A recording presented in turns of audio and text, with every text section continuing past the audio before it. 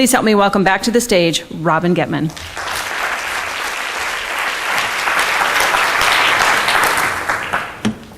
Wow, look at you, you stayed. Thank you, and I would love to believe you stayed for me. And I know there are 9 more prizes that will be delivered.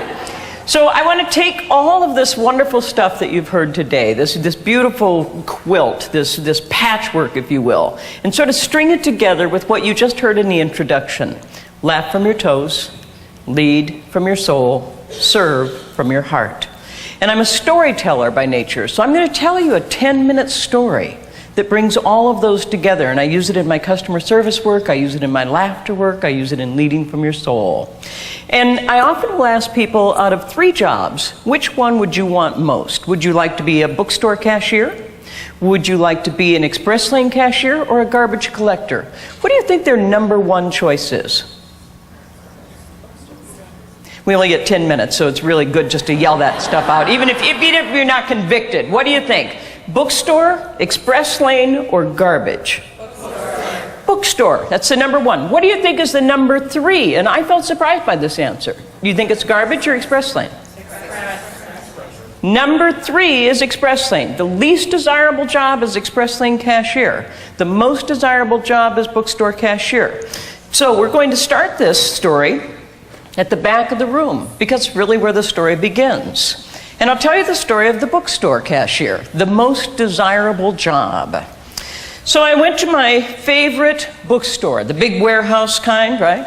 And I knew better than to enter in the front door. If I park in the front parking lot, I won't get out. And I'm in a hurry.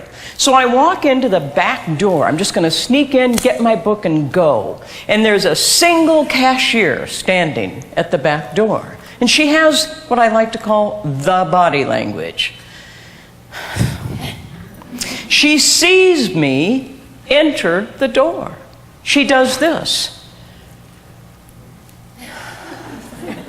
I run up. I say, "Can you tell me where I'll find Anne Lamott's Traveling Mercies?" To which she says, "I don't have a clue.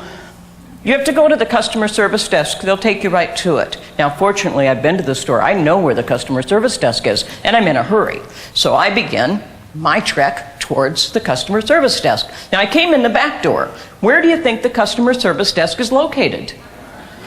Front door, opposite corner. I go to that person at the kiosk. I say, "Can you tell me where I'll find Anne Lamott's Traveling Mercies?" To which that person said, "I will take you there." Off we go. Anybody see where this is headed? Any takers? Where do you think Anne Lamott's Traveling Mercies is located? Next to the back. Now remember, I came in the back door. She's standing at the back desk, the only cashier. There is a row of books, a shelf of books in front of her. And Anne Lamott's Traveling Mercies is right in front of her eye. You kind of have to wonder what she does all day. Now, I want you to contrast that with the least desirable position, which is the express lane cashier. How many of you have been to Minneapolis and you know the store Byerly's Lunds? Okay, a couple Byerly's Lunds. It was 11 years ago when I lost 36 pounds on Weight Watchers. And I will wait for the applause. Now, the applause is not for losing it. What's the applause for? Keeping it off. And when I found out that the way I was going to have to lose weight was to eat lots of fruits and vegetables, I thought the only way I can do that, because I didn't think I liked them, was to go to Byerly's Lunds Salad Bar, because they have the greatest salad bar. There's just one problem. I'm going to want to go 3-4 times a week, and I don't like waste. If I go to the salad bar, they're going to give me those clam containers and end up in the landfill, and then it occurred to me, I'll bring my own containers from home. So, first time I walk up to any cashier, I set down the containers. The cashier looks and says, "These aren't our containers." To which I say, "I know. They're mine.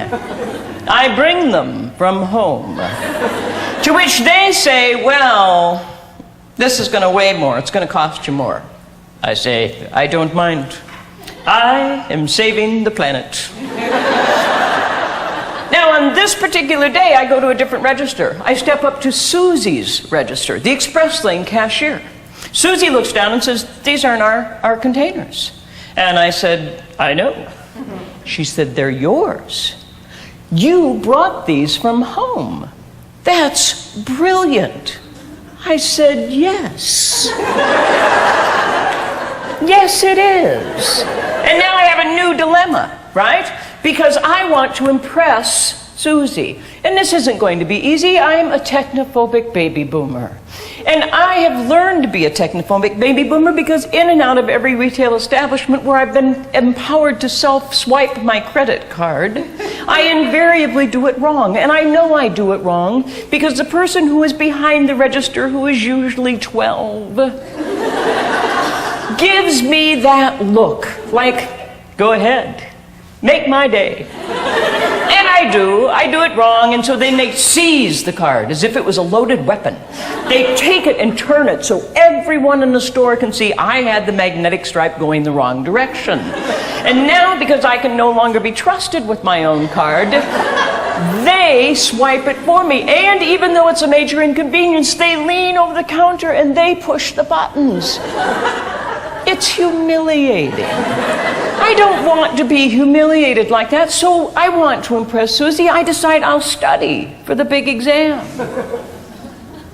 I begin reading the instructions. Susie looks up. She notices that I'm reading the instructions. She says, you know what? Those things are so confusing. Turn the magnetic stripe towards you. Swipe it back towards the ice cream, then press yellow, then press blue. Rips off the receipt and says, and this one's for you. Wow! 15 years I've been going to the same store. I didn't know there was a yellow and a blue button. Did you know there's a yellow and a blue button at every register and no one's pointed it out until Susie? So from that day forward, whose register do I go to? Susie's, because Susie makes me feel like $1 million. Now, what I haven't told you is we have a dear friend who does what I do for a living. And she grew up in Minnesota, lived in St. Paul until she was 59, grew up her business, grew up her kids, and then her kids went to Denver, Colorado, and began to breed. When they began breeding, where did she need to be? Denver, Colorado. She said to me, now what do I do? My business is in Minnesota. I said, so's your mother.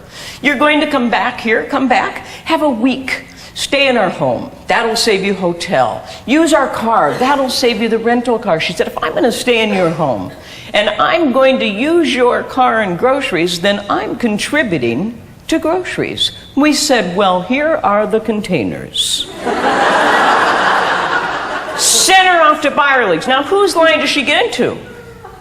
Susie's, right? And Susie looks down, sees the containers, looks up, looks down, says, what have you done with Robin? Kayleen comes home. She's so excited. She said, I met Susie. I said, I love Susie. She said, well, Susie loves you. She said, Susie asked me to give you a message. On July 31st, this is 5 years ago, on July 31st, she will retire. I thought, oh, shoot, I love Susie. But if I'm home on July 31st, I'll make a point to go to Byerly's. I'll get a salad, I'll take a gift, a card, a hug. I'll thank her for the transformational difference she's made in my life. Sure enough, July 31st rolls around. I run into the store, I grab my salad, I turn around, and there is a line, like 12 people deep, from the express lane. And I thought there must be a sale, a special event.